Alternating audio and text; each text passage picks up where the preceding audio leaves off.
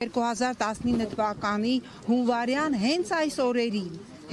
օրերին 44-օրյա հացադուլից հետո հյուծվելուց եւ անդառնալի առողջական խնդիրներ ձեռք բերելու արդյունքում մահացավ խմբագիր Մհեր Եղիազարյանը 22 թվականի հուլիսի 15-ին իմ աչքի առջև դատարանում մահացավ պրոդյուսեր Արմեն Գրիգորյանը եւ Արմենը ուներ առողջական խնդիրներ, որոնց մասին առնվազն քրեակատարողական հիմնարկի ղեկավարությունը տեղյակ էր։ 3 հրատապ Նարեկին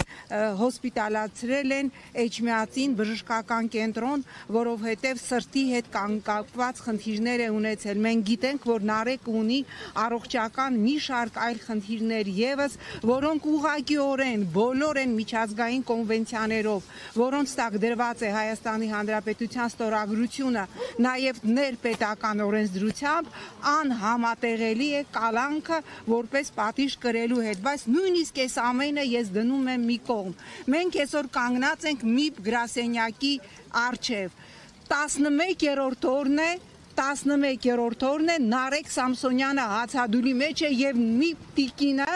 ոչ ինքը, ոչ արագ արձագանքման որևէ ջոկատ ՄԻՊ-ի անգամ 3, երբ որ հայտնի չէր, ինչ ընթացք է ստանալու Նարեկի առողջական վիճակը, չի այցելել քրեակատարողական հիմնարկ եւ բացարձակ որևէ տեղեկատվություն չունի Նարեկի վիճակի վերաբերյալ։ Ուզում եմ նորից հիշեցնել, որ Նարեկ Սամսոնյանը